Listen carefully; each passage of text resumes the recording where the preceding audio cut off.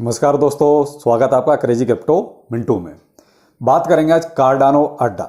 उससे पहले थोड़ा सा एक फेड के बारे में बता देता हूँ। देखिए, वैसे तो मैंने अपने टेलीग्राम पर जो है रात को ही जैसे न्यूज़ आई मैंने अपडेट कर दिया था, वही 0.75 बेसिस पर ये एक तरह से इंटरेस्ट रेट हो चुका है फाइनल, और उसका मार्केट पे जो इम्पैक्ट आया वो मैंने रात भी बताया था। और अभी देखिए उसका मार्केट ना तो पॉजिटिव है ना नेगेटिव है, लगभग वही अपना 20,300 के आसपास, 20,400 इसके आसपास अपना BTC अभी चल रहा है। तो फेड का उतना ज़्यादा इम्पैक्ट शायद नहीं आया, इसलिए नहीं आया क्योंकि ये पहले से कन्फर्म था कि इतना तो होना ही होना है। ज़्यादा इम्पैक्ट तब आता जब अगर ये इससे और बढ़ के आता इंटरेस्ट रेट। खैर जो भी है वो मैंने आपको एक 6:30 बजे वीडियो इसी पर दिया हुआ है, तो आप उसको देख सकते हैं। बाकी आज बात करेंगे कार्डानो अड्डा। देखिए, कार्डानो अड्डा प्रोजेक्ट अच्छा है, नो डाउट, कोई दिक्कत नहीं है। 9वें नंबर का अपना एक तरह से देखा जाए तो ये करेंसी आती है अपने कॉइन मार्केट कैप के हिसाब से कि 9वें नंबर पर रैंक इसकी जो है, आप देख रहे हैं मैंने लिखा भी है, ये देखिए 9वें नंबर की करेंसी है। तो कुल मिला के मार्केट में भी इसकी पोजीशन ठीक है और वैसे भी प्रोजेक्ट ठीक है। क्यों? देखें ना, लेयर 1 ब्लॉकचेन उसका प्रोजेक्ट है, तो कहीं ना कहीं ठीक है। और दूसरा इसका बैकग्राउंड में अगर देखा जाए तो इसका जो फाउंडर या को फाउंडर या मालिक जो भी आप समझें, वो एक तरह से देखा जाए तो देखिए इथेरियम के साथ ही था पहले, यानी विटालिक बुटेरियन और चार्ल्स हॉकिंसन, ये दोनों क्या थे, पहले शामिल में ही थे और इन्होंने इथेरियम के एक तरह से दोनों को फाउंडर थे। लेकिन वो कहते हैं कि साझे का सौदा, तो साझे में नहीं चली बात, तो विटालिक और ये चार्ल्स हॉकिंसन ये दोनों फिर अलग अलग हो गए। तो विटालिक के पास इथेरियम रह गया और ये जब अलग हुए तो भाई इनको भी कुछ ना कुछ तो काम चाहिए था। फिर इन्होंने देखा कि भाई ऑलरेडी BTC अलग है अपना, इथेरियम के पास भी अपनी ब्लॉकचेन है, तो इनको भी एक स्ट्रॉन्ग और एक अच्छी वो कहता प्रोजेक्ट की तैयारी करनी थी। तो इन्होंने भी एक जो है उस टाइम के हिसाब से एक ब्लॉकचेन की तैयारी करी और वो आज की डेट में आपके सामने है कार्डानो के रूप में। ठीक है, तो एक तरह से देखा जाए तो लेयर 1 ब्लॉकचेन है और कुल मिला के प्रोजेक्ट अच्छा है, नो प्रॉब्लम। और दूसरा इनका स्मार्ट कॉन्ट्रैक्ट जो है वो भी इनेबल है, तो अब इनके ब्लॉकचेन पर और भी प्रोजेक्ट आएंगे, यानी कि लॉन्च होंगे। तो देखिए कहीं ना कहीं किसी न किसी ब्लॉकचेन पर प्रोजेक्ट आएगा। भाई सबके साथ तो नहीं है ना ऐसा कि सबके पास ब्लॉकचेन है, तो जिनके पास ब्लॉकचेन नहीं है वो किसी न किसी ब्लॉकचेन पे तो आएंगे, चाहे वो इथेरियम पे आए, सोलाना पे आए, कार्डानो पे आए, बिटगेट बीराइज पे आए, जिस पे भी आए, बहुत ब्लॉकचेन है, तो वो किसी न किसी ब्लॉकचेन का यूज करेंगे। अब वो डिपेंड करता है उन प्रोजेक्ट्स पर कि वो प्रोजेक्ट किसको प्रेफर करते हैं। तो लेकिन ये है कि आजकल अच्छी ब्लॉकचेन्स की लोग कहते डिमांड में ज़्यादा रहता है। अभी आपने देखा होगा पीछे वासिल हार्ड फोक की बहुत ज़्यादा चर्चा थी, तो वो किस में हुआ था? वो इस कार्डानो में ही हुआ था। तो वासिल हार्ड फोक जो हुआ था वो कार्डानो में हुआ था और कहीं ना कहीं उसका इंपैक्ट देखिए आपको धीरे धीरे नजर आएगा भी। चलिए कुछ प्लस पॉइंट इसके देख लेते हैं। टीम एक्टिव रहती है, नो प्रॉब्लम। क्यों? जब अपडेट हो रहे हैं, अपग्रेड हो रहे हैं, तो किसकी वजह से हो रहे हैं? टीम की वजह से। तो कहीं ना कहीं आपको ये मानना पड़ेगा कि टीम एक्टिव है, और एक्टिव है तो कुछ ना कुछ वो ये देख रही है कि समय के साथ हमें क्या करना है। ठीक है, प्रूफ ऑफ स्टेक पर काम करता है ये, नो प्रॉब्लम, क्योंकि सब तो प्रूफ ऑफ स्टेक जा रहे हैं। इसका मतलब ये हो जाता है आपकी माइनिंग बहुत ईजी हो जाती है। आप ये मान लीजिए इस पर तो जाके फिर आप मोबाइल पर भी इसकी माइनिंग कर सकते हैं। तो प्रूफ ऑफ स्टेक पे जाने का मतलब है कि बहुत कुछ ईजिली हो जाना। पहले देखिए जैसे इथेरियम था, इथेरियम में भी अपने आप को जो है प्रूफ ऑफ वर्क से प्रूफ ऑफ स्टेक पे किया। क्यों किया? क्योंकि सब कुछ ईजी करने के लिए। पहले क्या था, माइनिंग के लिए बहुत बड़े बड़े सेटअप लगाने पड़ते थे प्रूफ ऑफ वर्क पे, लेकिन प्रूफ ऑफ स्टेक पे आने के बाद बहुत कुछ आसान हो जाता है। तो इसलिए ये तो पहले से ही अपना प्रूफ ऑफ वर्क पर और प्रूफ ऑफ स्टेक पर काम करता है। ठीक है, लेयर 1 ब्लॉकचेन वो मैं आपको बता चुका हूं, इनके पास अपनी है, नो प्रॉब्लम। वासिल हार्ड फोक वो भी मैं आपको बता चुका हूं, रिसेंटली हुआ है। तो कहीं ना कहीं एक तरह से देखा जाए तो इसमें अपग्रेड अभी भी हो रहे हैं और होते रहने चाहिए, क्योंकि आपको जमाने के साथ अपने आप को बदलना भी है। स्मार्ट कॉन्टैक्ट इसके लिए है कि भाई देखिए जो प्रोजेक्ट आपकी ब्लॉकचेन पे आएंगे, भाई उनको कोई ना कोई कॉन्टैक्ट नंबर तो चाहिए ना, कॉन्टैक्ट तो चाहिए, तो उसी के लिए कि स्मार्ट कॉन्टैक्ट लेबर किया जाता है। और इस पर आप इनकी ब्लॉकचेन पर भी देखिए प्रोजेक्ट आने शुरू हो गए हैं। देखिए अभी टाइम लगेगा, लेकिन क्या है फिर भी आने शुरू हो गए हैं। अब धीरे धीरे लॉन्च भी हो रहा है इनकी ब्लॉकचेन पर।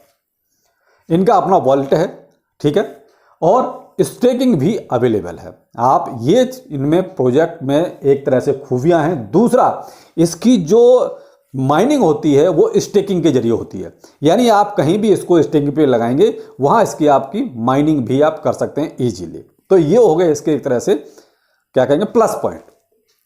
थोड़ा माइनस भी है भाई, देखिए परफेक्ट तो कोई भी नहीं होता, आप ये कहो कि इंसान एकदम परफेक्ट होता है, ऐसा नहीं होता, उसमें कुछ कमियां भी होती हैं। लेकिन क्या है, हमें उन कमियों को भी सामने रखना चाहिए और हमें वो पता होनी चाहिए, तभी हम कोई डिसीजन सही तरीके से ले सकते हैं।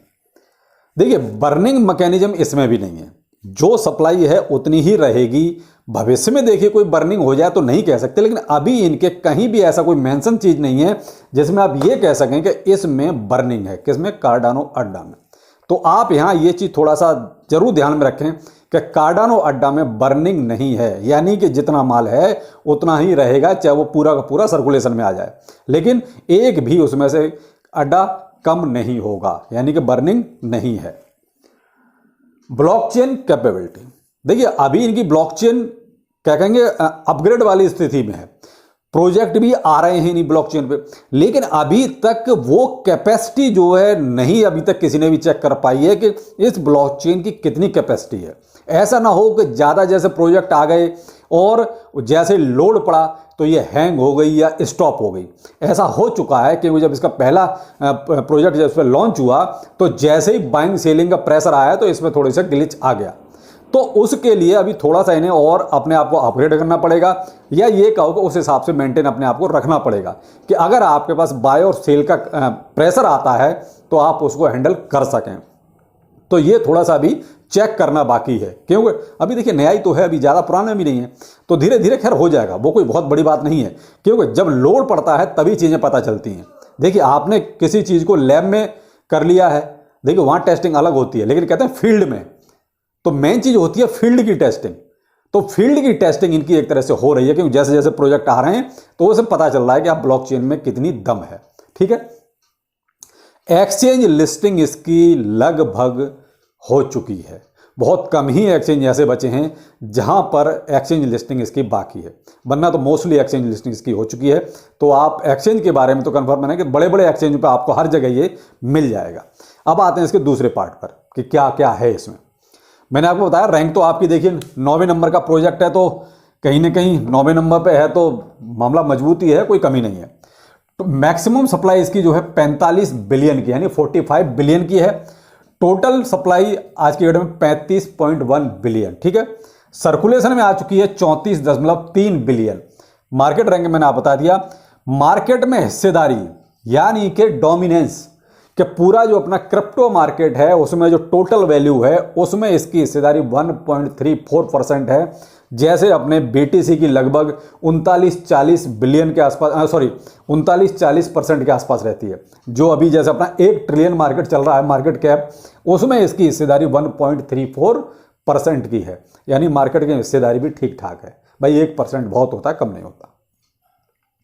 ऑल टाइम हाई इसका जो है, अगर डॉलर में बताऊं तो $3 के आसपास गया था। ठीक है, और अगर रुपए में बताता हूं तो 225 रुपए तक जा चुका है। ये क्या है? All time high.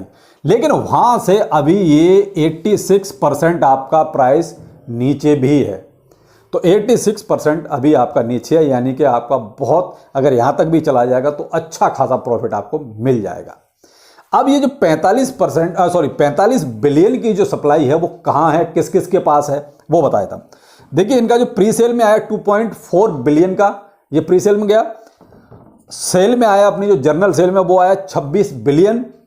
रिजर्व में रखा हुआ है 13.9 बिलियन, लगभग 14 बिलियन आप मान लीजिए। और जो फाउंडर है उसके पास है 0.63 बिलियन का, यानी कि चार्ल्स हॉस्किंसन के पास। ठीक है, और एमराल्ड में है इनका 2.07 बिलियन। तो ये टोटल सप्लाई आपकी जो है 45 बिलियन की होती है। जो ये है, ये जो है इतनी हिस्सों में डिवाइड है। तो ये है इसका पूरा हिसाब किताब। कहीं भी कुछ ऐसा नहीं लगा कि कुछ छुपा हुआ है। वो कहते हैं कि कुछ चीजें छुपी होती हैं, जैसे उसमें 90 बिलियन का था जैस्मी में, वो पता ही नहीं है कि आखिर है कहां, किसके पास है, कहीं कोई हिसाब किताब नहीं है। तो ऐसा इसमें नहीं है कि कुछ भी कहीं छुपा हुआ हो, सब ओपन है। तो देखिए ट्रांसपेरेंसी बहुत जरूरी है हर एक चीज में।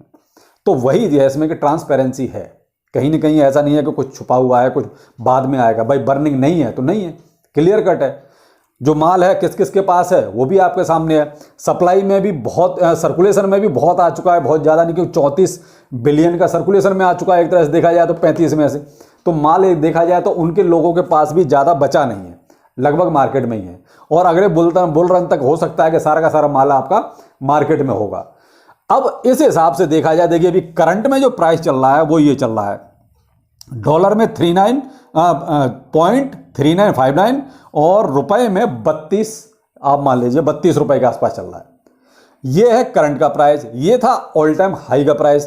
तो अगर मैं कहता हूं 32 रुपए से 225 रुपए तक भी चला जाएगा, चाहे कुछ दिन में चला जाए या आपका उसमें बुल रन में चला जाए, तो भी आपको एक बहुत सफिशिएंट रिटर्न, आपको अच्छा खासा रिटर्न मिल जाएगा। लेकिन मैं आपको ऐसे कॉइनों से एक चीज़ और कहना चाहूँगा कि देखिए ये ऐसे कॉइन्स हैं जो आपको रातों रात करोड़पति नहीं बनाएंगे।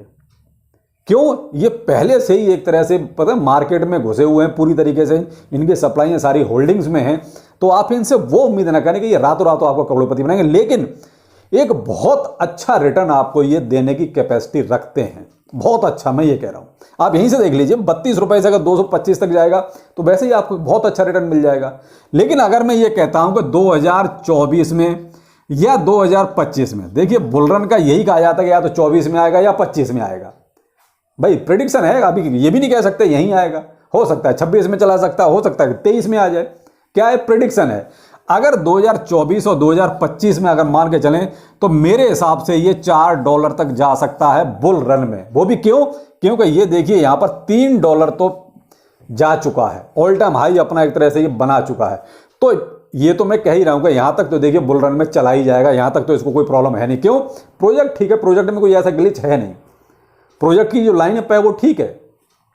तो इसमें अगर फिर सर्कुलेशन में सप्लाई बहुत सी है, बहुत कम है जो आनी बाकी है, तो उस हिसाब से मैं एक अंदाजा देखता हूं। और जो मार्केट कैप है वो भी ये उतना अचीव कर लेगा कि $4 तक जा सकता है, क्योंकि मेन चीज है मार्केट कैप। तो जो डोमिनेंस के हिसाब से देखने, जो 1.3% डोमिनेंस है इसका टोटल मार्केट कैप का, तो डोमिनेंस के हिसाब से देखा जाए तो इसकी हिस्सेदारी और बढ़ेगी, क्योंकि हिस्सेदारी किसी की तभी बढ़ती है जब प्रोजेक्ट अच्छा हो।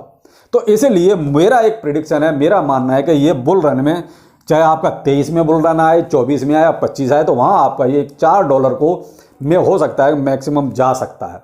देखिए भाई इससे ज़्यादा तो मैं उम्मीद नहीं करता हूं। भाई बुल रन है, हो सकता है ये $15 भी चला जाए, बुल रन है भाई, कह नहीं सकते।